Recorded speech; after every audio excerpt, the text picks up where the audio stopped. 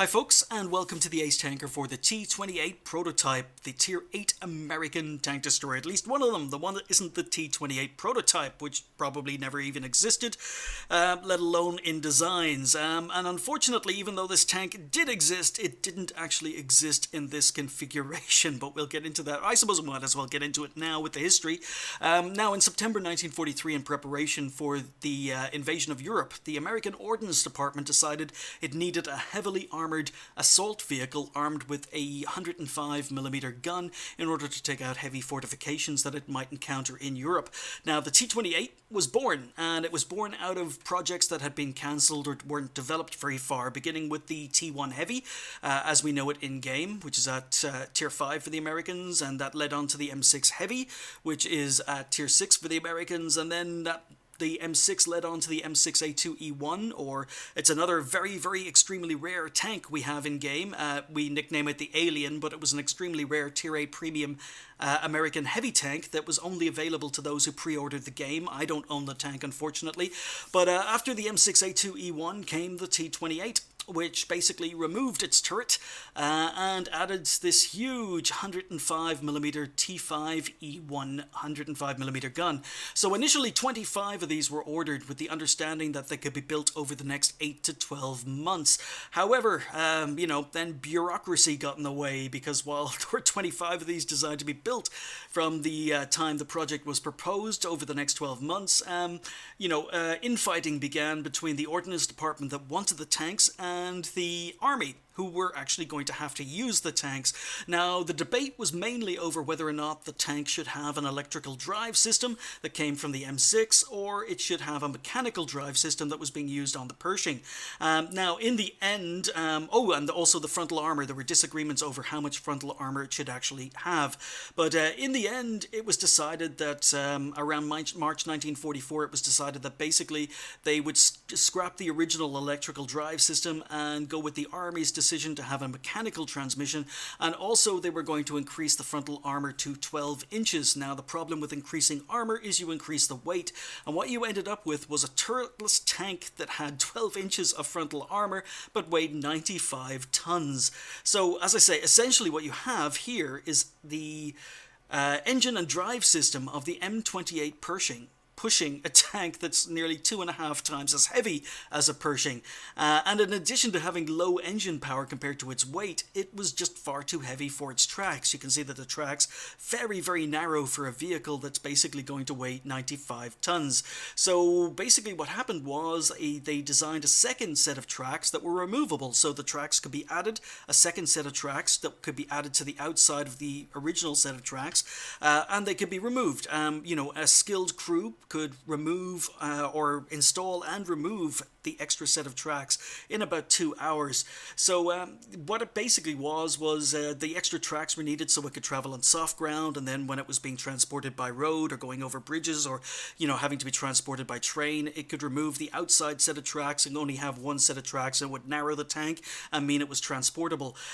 So all of that was fine, but it meant that while these tanks were supposed to be developed and supposed to have been built, none of these decisions were made until basically May 1945.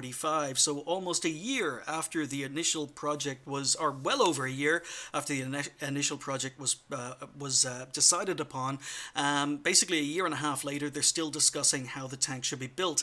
And the discussion didn't actually finish there. In February 1945, the tank received a name change from the T28 to the T95, again because of disagreements and bureaucracy, because, this tank didn't have a turret. And because it didn't have a turret, it couldn't be considered a T28, because the T28 was a name that was designated as a heavy tank. So therefore, because it didn't have a turret, it couldn't be called the T28, and they decided to rename it a T95. It was renamed to the T95 because the T95 was a name that was given to the SPGs, or artillery. So it had a big gun, but no turret, so therefore it was artillery. And that seemed to have solved the problem initially. But, in May 1945, it finally entered production, but the original order of 25 was reduced to 5, and then the original order, that order of 5 was then further reduced to just 2. However, even though only 2 were ordered, 3 were actually built for some reason.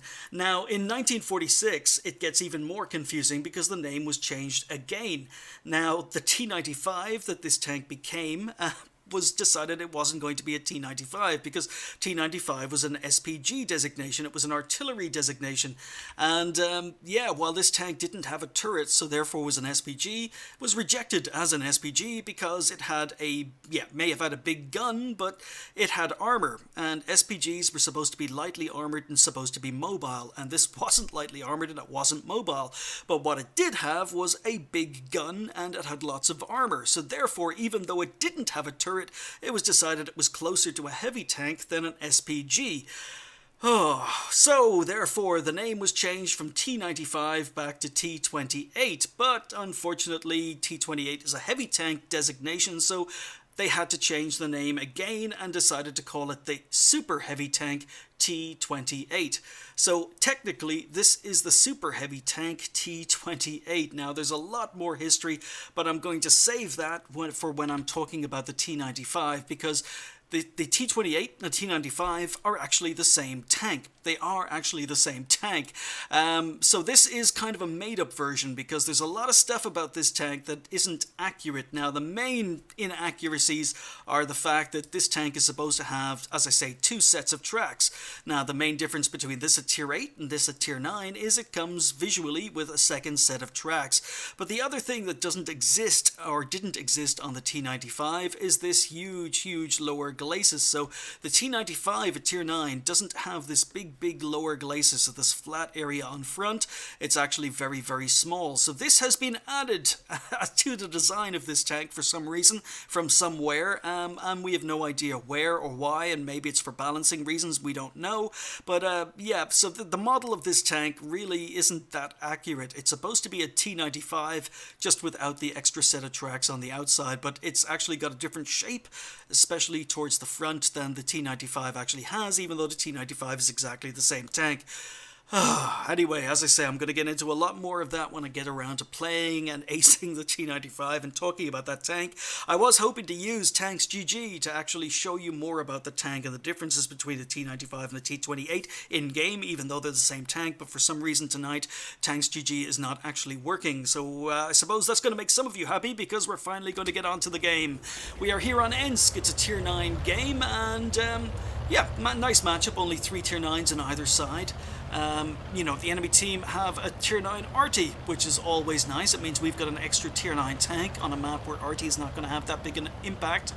But I'm just going to move up, and I remember doing this in the M3 Lee Ace Tanker when I brought the M3 Lee Ace Tanker to you guys. What you saw me doing was making a nest, because I find this position here is extremely good for TDs in Ensk. What you see a lot of TDs doing, like some of the TDs in our team, is moving down to the one line and sniping up the hill, but this position here means you've got lots of cover, you've got double bushes, it's very hard for enemy tanks to spot you, and tanks moving forward, you know, you can see them as long as teammates are spotting for you, and you know, we're already up to 856 damage, and I'm going to go for a blind shot here just in case someone is still here. But this is a very strong position. As I say, when you get the opportunity to use it, and when your tanks, or when you don't have friendly tanks sitting right in front of you. So 429 in on the T34. So this is a very dangerous 105mm gun. I'm going to go for the track shot now, track him in place. 273 health left, and there we go. So that's lots of nice assistance damage. So this 105mm gun, as you can see, it has 400 alpha damage and 248mm of penetration.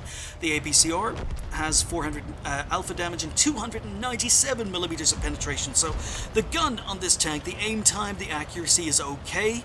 I say as I'm about to try and aim for the shoulder on the IS-3 and somehow miss. But, you know, quite a narrow shot, narrow angle, but miss.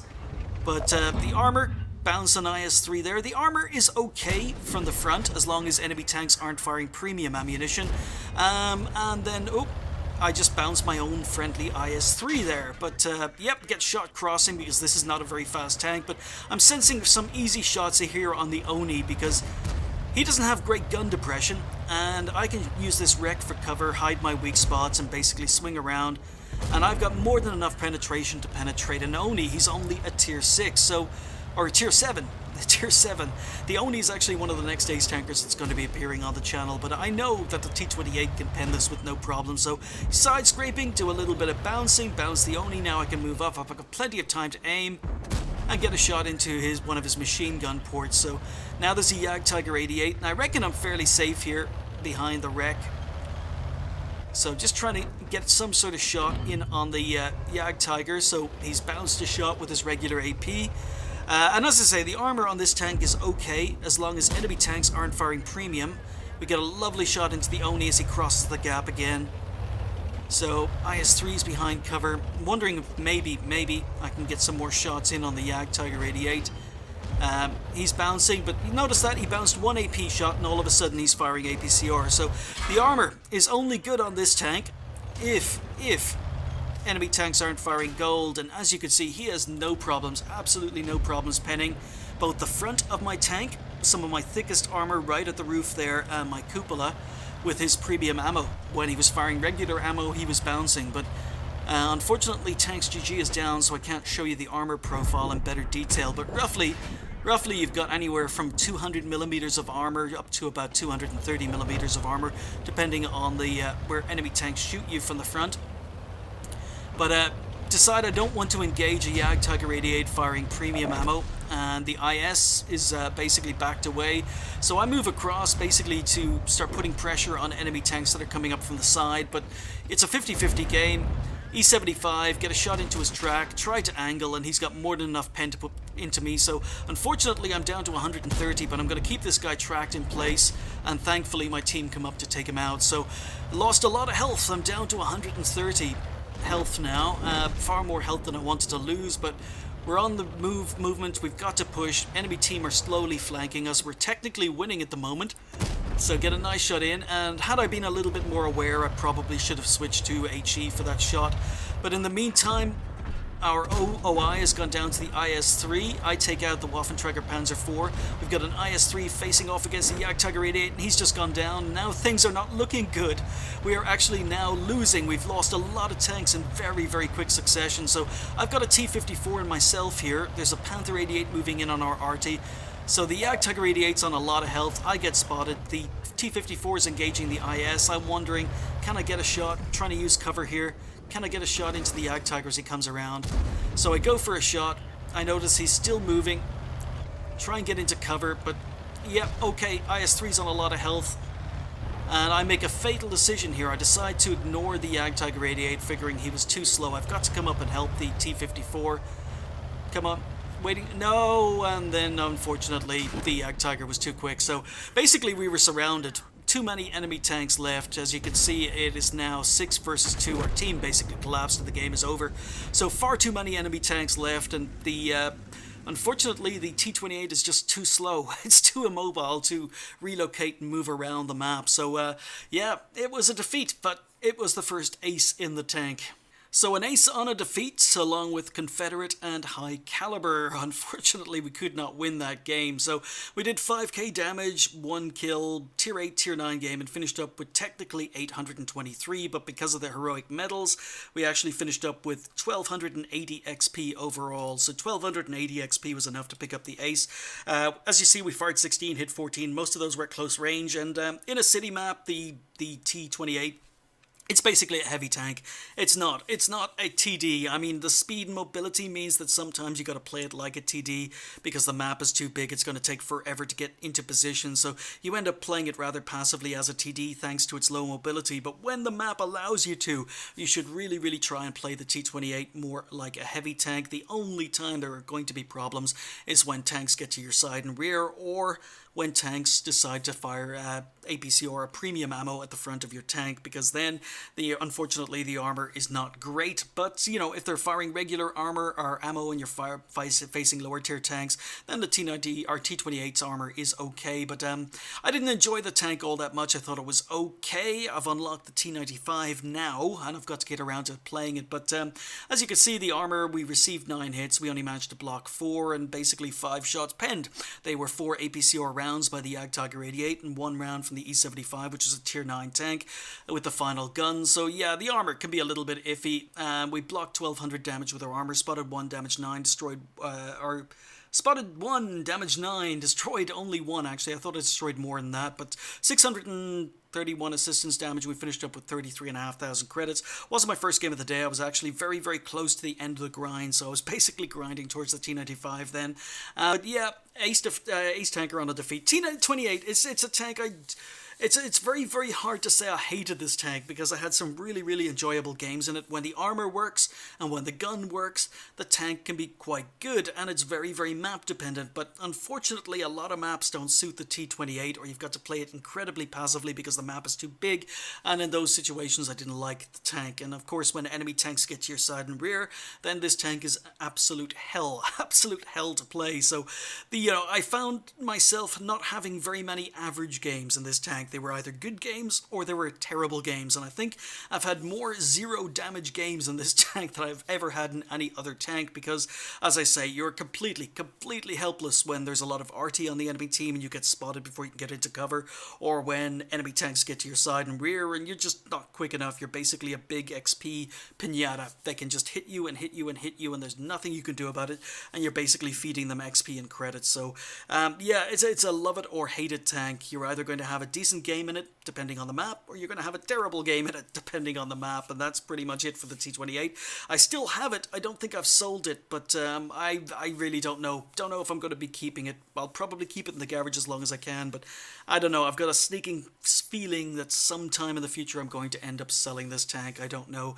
I'm going to need the crew for other tanks, so I'm probably going to sell it. Anyway, first Ace Tanker in the T28. Thank you guys for watching. I'll see you next time.